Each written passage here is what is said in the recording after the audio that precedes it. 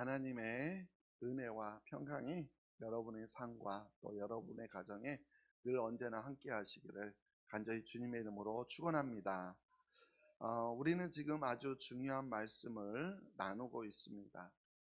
지난주까지 우리는 왜 우리 교회가 가정교회로 가야 하는가, 그것에 대한 이유와 또 그 길을 갈 때 하나님께서 어떤 은혜를 주시는지에 대한 비전을 우리가 함께 나누었습니다. 여러분 기억하십니까? 교회는 건물이 아니라 사람이라는 것, 그리고 조직이 아니라 가족이라는 것이죠. 그리고 우리 교회가 단순히 사람이 모이는 곳이 아니라 영혼을 구원하고 삶을 변화시키는 능력이 있는 곳이 되어야 하는 바로 그 가슴 벅찬 꿈을 우리가 함께 나누었습니다. 오늘은 그 꿈을 현실로 만들기 위한 구체적인 설계도를 함께 묵상하려고 합니다. 여러분, 집을 지을 때요, 가장 중요한 것이 무엇일까요? 좋은 자재도 중요하고 또 일하는 사람의 능력과 열정도 중요하지만 무엇보다도 정확한 설계도가 있어야 합니다. 설계도가 엉성하면 아무리 열심히 지어도 그 집은 무너지고 맙니다. 감사하게도 우리가 지으려는 가정교회의 설계도가 아주 명확하게 나와 있습니다. 바로 세 축과 네 기둥이라는 것입니다. 그러니까 세 축과 네 기둥이 가정교회의 정확한 설계도인 것입니다. 요즘은요, 이 가정교회라는 이름을 붙인 소그룹들이 많이 있습니다. 심지어 이제 사이비 종교인 통일교도 1997년에요, 세계평화통일 가정연합이다, 이렇게 이름을 바꿨어요. 세계평화통일 가정연합. 그래서 가정교회 하면 그거 통일교 아니야, 이렇게 오해하는 분이 가끔 있기도 합니다. 아무리 그래도 그렇지 교회가 설마 사이비 종교 것을 가지고 와서 하겠습니까? 그런 오해는요, 절대 하지 않으셔도 됩니다. 아무튼 이단 사이비가 아니라 하더라도 다양한 여러 가정교회와 그리고 우리가 추구하는 가정교회를 구분하기 위해서 우리 가정교회를 세 축과 네 기둥에 기초한 가정교회다, 이렇게 부릅니다. 세 축과 네 기둥에 기초한 가정교회다라고 부릅니다.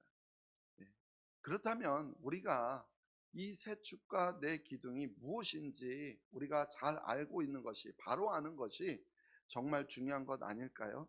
근데 갑자기 세 축과 네 기둥이라고 하니까 이건 성경에도 없는 말이고, 또 그래서 말이 좀 어렵게 들릴 수도 있습니다. 처음 듣는 말이니까 그렇죠. 근데 걱정하지 마십시오. 쉽게 차근차근 설명하도록 하겠습니다. 오히려 우리가 이 원리를 알고 나면 가정교회가 그래도 좀 더 성경적인 교회라는 것을 알고 여러분 안심하게 될 줄로 믿습니다. 자, 그럼 우리 교회의 새로운 청사진을 함께 펼쳐보겠습니다. 세 축과 네 기둥 중에 먼저 가정교회를 지탱하는 세 가지 축에 대해서 말씀드리겠습니다. 우리 인간은요, 세 가지의 핵심 신적 요소인 지성과 감정과 의지, 즉 지정의라는 세 가지 기능을 갖고 있습니다. 아는 것, 느끼는 것, 원하는 것, 세 가지이죠. 이 세 가지는 하나님의 속성이며 하나님의 형상으로 지음받은 인간 역시 이 세 가지 기능을 가지고 있습니다. 그래서 우리가 진정한 회심, 진정한 영적 성장은요, 바로 이 지정이 세 가지가 균형을 이룰 때 온전하게 이루어질 수 있다라고 합니다. 만약에 이 균형이 깨져서 지정이 어느 한쪽으로만 편중되거나 과중된다면 처음에는요, 제대로 되는 것 같아 보일지 몰라도요, 지속적으로 되기는 어렵다라는 거예요. 지정의, 이 세 가지가 같이 균형을 이루어 나아갈 때 진정한 회심, 진정한 영적 성장이 이루어진다라는 겁니다. 한 가지 예를 들어서 우리 1970년, 80년대 대학생 선교단체라는 선교단체가요, 복음을 전하는데 큰 역할을 담당했고, 그래서 한국의 기독교를 꽃피우는데 상당한 기여를 했습니다. 그때 복음을 들은 그리스도인들이 지금은 60, 70대 놀랍죠? 60, 70대 그리스도인들이 되었습니다. 그런데 그때 이후로는 특히 21세기 들어와서는 많은 어려움을 겪고 있다라는 거예요. 지적인 면에 편중되어서 감성적인 21세기에는 그들의 전도 방법이 잘 통하지 않기 때문이라는 것이죠. 또한 한때는요, 부흥 집회를 통해서 많은 사람들이 예수님을 믿기도 했습니다. 유명 강사가 와서 한두 번 집회를 하면 눈물 뚝뚝 흘리며 예수 믿겠다고 결심하고 또 기쁜 마음으로 큰 돈을 헌금하기도 했었죠.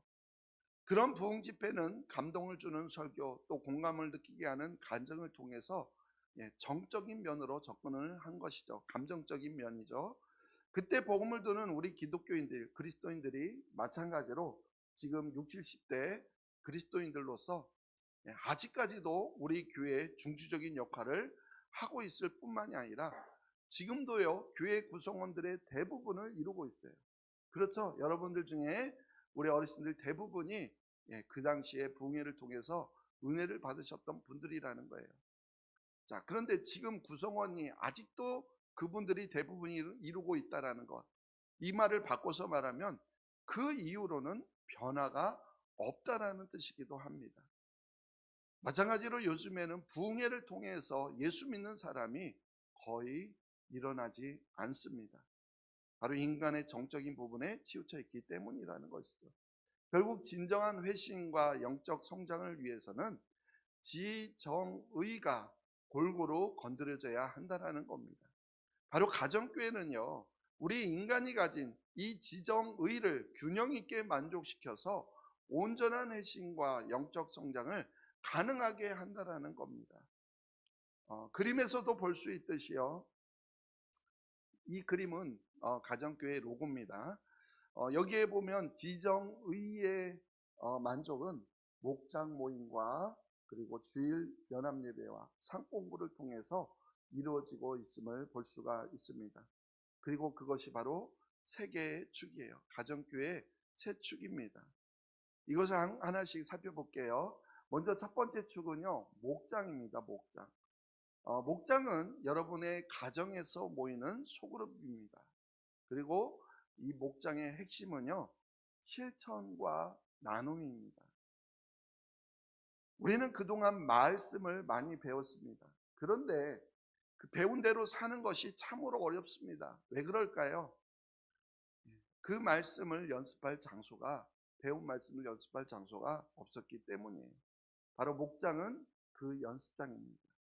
일주일에 한 번 목원들이 모여서 밥을 먹습니다. 그리고 내 삶의 기쁨과 슬픔을 나눕니다. 미운 사람을 용서하려고 노력한 이야기, 직장에서 정직하게 살려고 애쓴 이야기들, 이러한 이야기들을 나눕니다. 그리고 서로를 위해서 간절히 기도해 주는 것입니다. 그러한 모습을 통해서 안 믿는 사람들은요, 목장 모임에서 예수 믿는 사람들이 살아가는 모습을 보고 교회에 대한 거부감과 두려움이 사라집니다.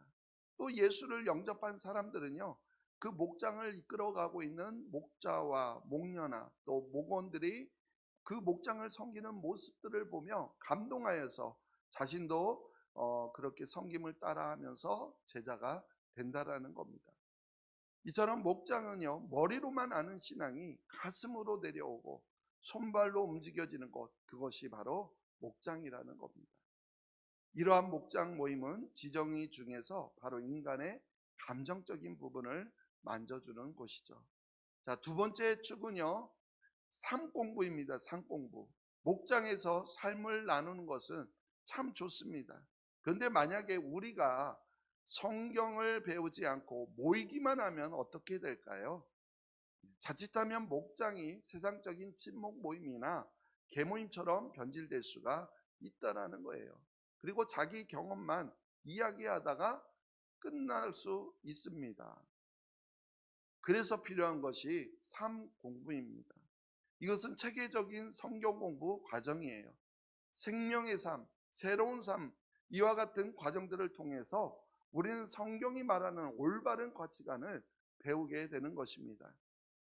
성경은 돈에 대해서 이렇게 말하는구나. 아, 부부관계는 이렇게 하는구나. 이렇게 우리가 배운 말씀을 가지고 목장에 가서 실천하는 것입니다. 그래서 그 이론과 실천이 만날 때 우리의 신앙은 놀랍게 성장하는 것이죠.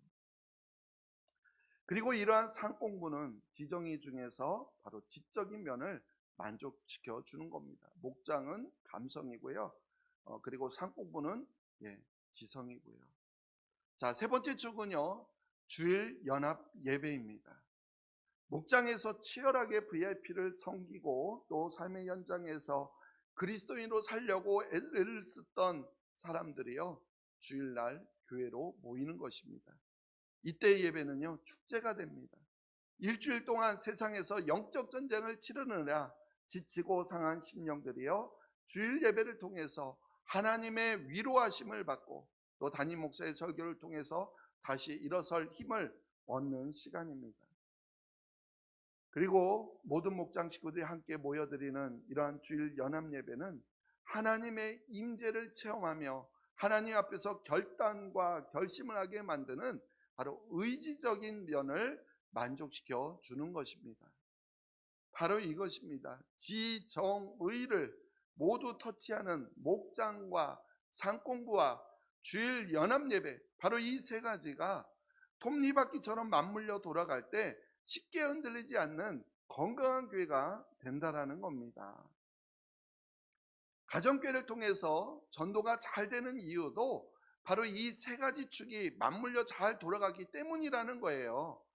사실 그렇지 않습니까? 요즘 비신자들은요, 기독교에 대해서 그 어느 때보다도 강한 반감을 가지고 있습니다. 이 반감, 이 감정이 해소되지 않고서는 그들에게 복음이 들어가진 않아요. 그들이 복음의 마음을 열지 않습니다. 그런데 이 비신자들은요, 목장 모임을 통해서 목자 목녀가 섬기는 모습, 즉 목장 식구들이 사랑하면서 사는 모습, 이런 모습을 보면서 감동을 받는 거예요. 그래서 기존에 갖고 있던 교회에 대한 거부감이나 또 예수 믿는 사람들에 대한 반감이 사라지게 된다라는 겁니다. 그러나 또 감동을 받았다고 해서 예수 믿는 것은 아니겠죠. 바로 복음, 예수 그리스도의 복음에 대한 정보가 제공되어야 합니다. 이런 정보를 제공하는 것이 삶공부예요. 삶공부. 이를 위해서 제일 처음 생명의 삶을 공부하는데요, 생명의 삶은 기독교에 처음 입문하는 사람들 위해서 준비된 아주 쉬운 조직신학입니다. 자, 그러나 또 감동을 받고 또 이렇게 복음에 대한 정보를 갖추었다고 해서 또 예수를 믿게 되는 것은 아니라는 거예요. 바로 결단을 해야 합니다. 이런 결신의 장을 마련해 주는 것이 바로 주일 연합 예배입니다.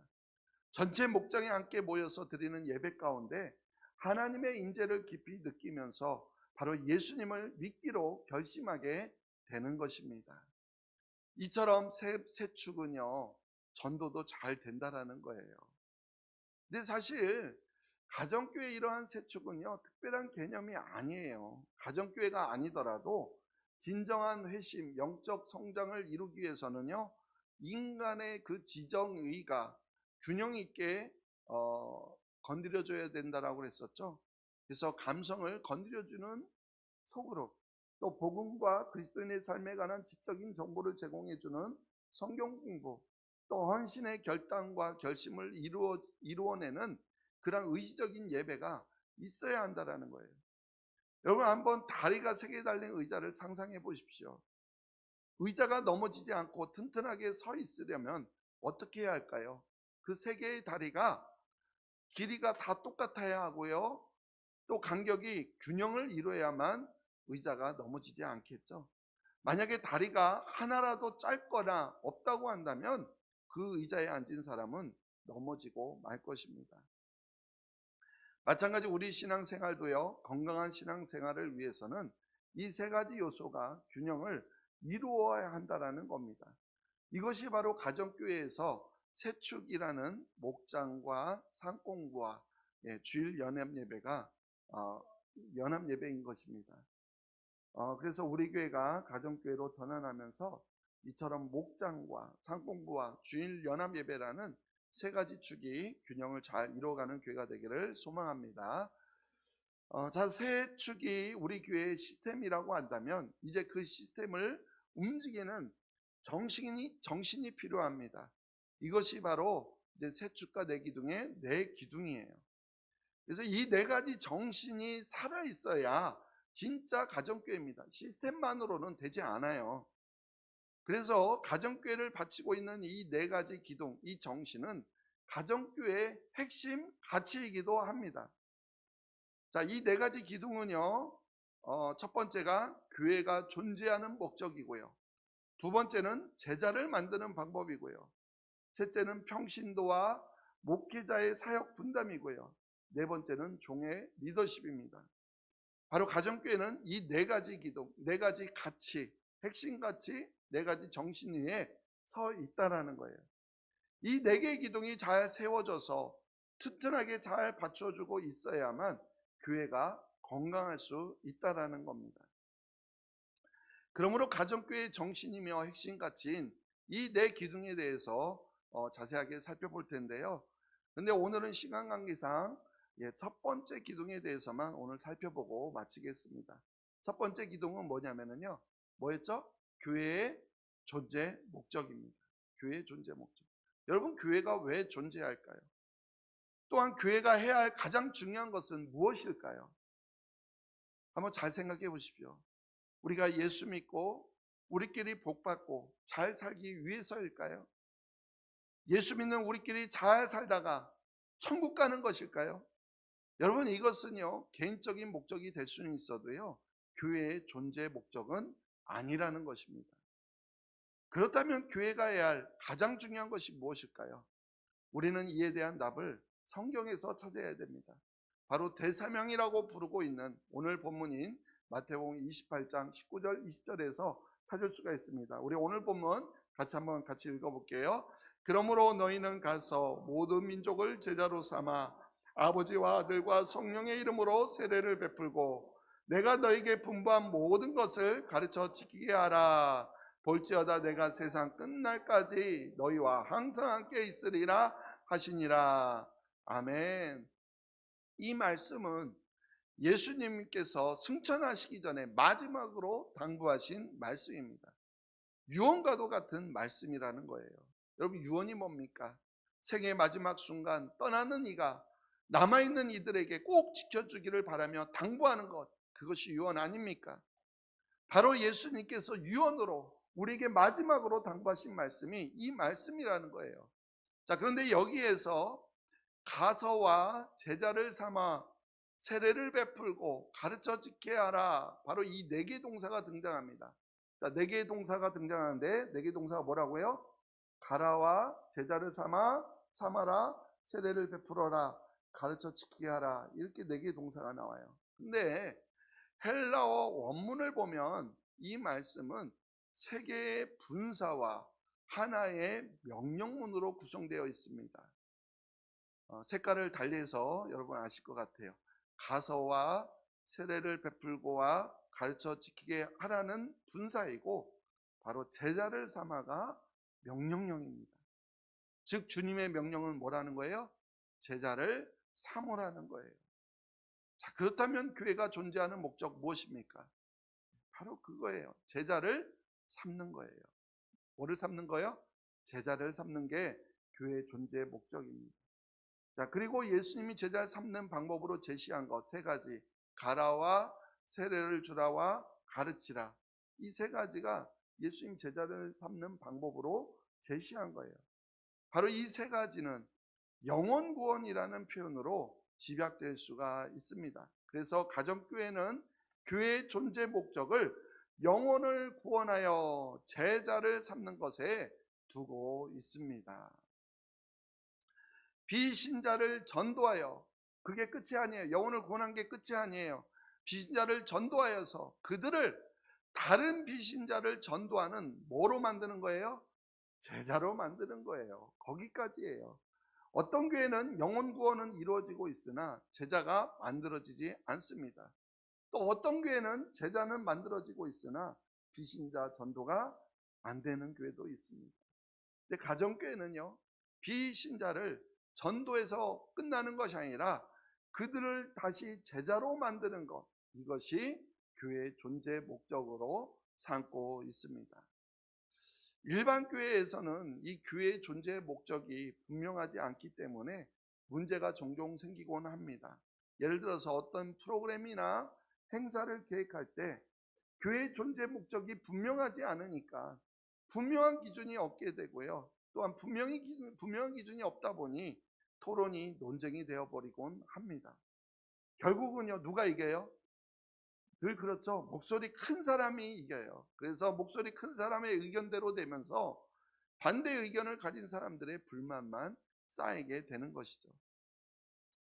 그러나 가정교회에서는 영혼 구원하여 제자 만든다라는 교회의 존재 목적이 뚜렷하니까 분명한 기준이 생깁니다. 영혼을 구원하여 제자를 만드는데 도움이 되는가 안 되는가에 비추어서 결정하면 되기 때문에 그렇습니다. 그러면 소모적인 논쟁도 줄어들고 자신의 의견이 채색되지 않아도 불만을 갖지 않게 됩니다. 사실 오늘날 한국교회가 병들어 있다는 데에는요, 별로 이견이 없는 것 같습니다. 병든교회를 살리려는 의도로 그래서 여러 시도들이 이루어지죠. 그래서 교회를 개혁하는 운동을 벌이는 사람들도 있습니다. 교회 재정을 투명화하거나 또 교회 운영을 민주화하거나 또 교회 내 세습 폐지 등을 한다거나 여러 가지 슬로건들을 걸고 운동을 벌입니다. 너무 좋은 일들이고 또 감사한 분들이죠. 근데 이러한 문제들은요, 증상이지 원인이 아닙니다. 근본 원인을 치료하지 않고 증상만 다루는 것은요, 마치 콜레라에 걸린 사람에게 해열제를 처방하는 것과 마찬가지예요. 해열제가 잠시 열을 내리게는 할지 모르겠지만 그러나 약 기운이 떨어지면 다시 열이 오르기 마련이죠. 현대 한국교회가 병을 앓고 있는 이유는 바로 이 교회의 존재 목적을 상실했기 때문입니다. 교회의 존재 목적을 회복할 때 비로소 교회의 문제들, 병적 요소들이 사라지고 건강한 교회가 될 것입니다. 이런 병적 문제들이 가정교회에서는요, 거의 생기지 않는다는 것이 그 증거예요. 분명한 교회 목적을 붙드는 것은요, 옷의 첫 단추를 바로 끼우는 것 같습니다. 첫 단추를 잘 끼워야만 다음 단추를 잘 끼울 수 있게 되겠죠. 마찬가지 교회의 존재 목적을 분명히 하면 모든 문제의 답도 자연스럽게 나온다라는 겁니다. 예를 들어서 큰 교회가 좋은지 작은 교회가 좋은지에 대한 목회자들이 가끔 토론을 벌이는데요. 큰 교회가 좋다고 생각하는 사람들은 자신의 교회가 큰 것에 자부심을 느끼는 것이고, 작은 교회가 좋다라고 생각하는 사람은 자신의 교회가 작은 것에 자부심을 느끼는 것이겠죠. 그러나 둘 다 근거 없는 자부심이에요. 영혼을 구원하여 제자를 만든다라는 교회의 존재 목적을 달성하는데 적합한 크기가 바로 좋은 교회입니다. 그러므로 시대 또 지역 상황에 따라서 큰 교회가 좋을 수도 있고 또 작은 교회가 좋을 수도 있습니다. 또한 교회 분립도 마찬가지예요. 어떤 목회자들은 교회 분립의 사명을 가지고 있고 또 그것을 자랑으로 여깁니다.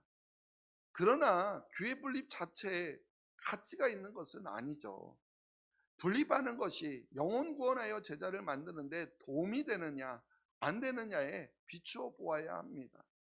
분립이 영혼 구원하여 제자 만드는데 도움이 되면 하는 것이고요. 그리고 이 목적에 별로 도움이 안 된다고 한다면 분립을 안 하면 되는 겁니다. 교회를 건축할 것인가 건축을 안 할 것인가 하는 것도 건축을 해서 장기적으로 영혼 구원하여 제자 만드는데 도움이 된다면 건축을 하는 것이고, 그렇지 않다고 한다면 하지 않아야 합니다. 또한 교회나 교단의 연합이나 또 통합을 추구할 것인가 안 할 것인가 하는 질문도요, 영혼을 구원하여 제자 만드는데 도움이 되면 가치 있는 일이고 도움이 되지 않는다면 가치 없는 일이에요. 그럼 연합해서는 안 돼요. 또한 담임 목사의 세습도요, 아들 목사가 후임이 되어서 영혼을 구원하여 제자 만드는 사역이 잘 이루어질 것 같으면 후임으로 받으면 되는 것이고 아니면 후임으로 받아서는 안 되는 것이겠죠. 결국 가정교회를 우리가 하는 이유도요, 다른 게 아니에요. 프로그램이 아니에요. 영혼을 구원하여서 제자를 만드는 것입니다. 우리가 목장을 하는 이유도, 밥을 먹는 이유도, 상공부를 하는 이유도 결국은 모두 다 하나예요. 아직 하나님을 모르는 분들의 영혼을 구원하기 위해서입니다. 그리고 그들을 예수님의 제자로 만들기 위해서입니다. 그래서 우리 교회 모든 스케줄, 모든 예산, 모든 에너지는 이제 영혼 구원에 맞춰질 것입니다. 영혼 구원에 도움이 되는가?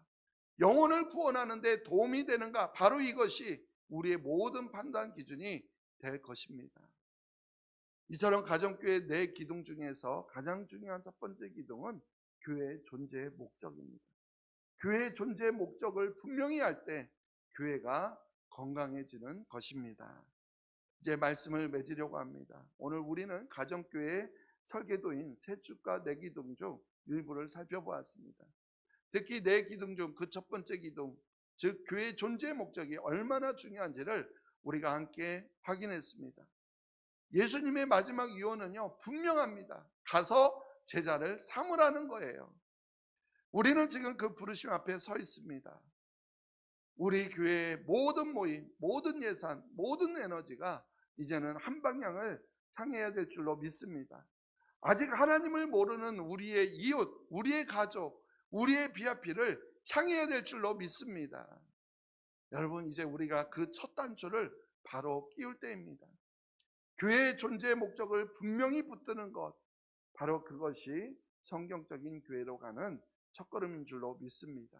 그래서 이제 우리 교회는 영혼을 구원하여 제자를 삼는 것, 영혼을 구원하여서 제자를 삼는 것, 이 사명을 향하여 앞으로 나아갈 것입니다.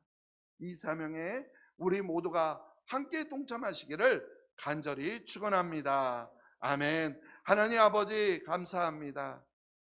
우리를 구원하여 주시고 우리를 예수님의 제자로 또한 그래서 부르셨으니 우리 또한 우리의 구원을 위해서만 살아가는 것이 아니라 주님이 우리에게 마지막으로 명령하신 가서 제자 삼으라는, 그래서 영혼을 구원하여 제자 삼는 일을 우리 교회 공동체의 존재 목적임을 알게 하여 주셔서 우리가 가정교회를 하고자 하는 이유도 다른 것이 아니라 정말 영혼을 구원하여 제자를 삼아 정말 우리 교회 안에 생명의 역사가 날마다 일어나기를 간절히 소망합니다. 하나님, 이 모든 일 가운데 함께 하여 주셔서 무엇보다도 우리가 이 일에 함께 동참하게 하여 주셔서 이제는 최고의 가치, 영혼을 구원하여 제자 삼는 일에 우리 모두가 합력하게 하여 주시옵소서. 하나님, 이제 그 일을 우리가 시작하려고 합니다. 두려움이 아니라, 거부감이 아니라, 또한 아버지 하나님 무서움이 아니라 이제는 기대하는 마음으로 일에 합력하게 하여 주시고, 그래서 서로 하나 되게 하여 주셔서 합력하여 선을 이루시는 놀라운 하나님의 역사를 목도케 하여 주시옵소서. 감사하며 예수님의 이름으로 기도하옵나이다.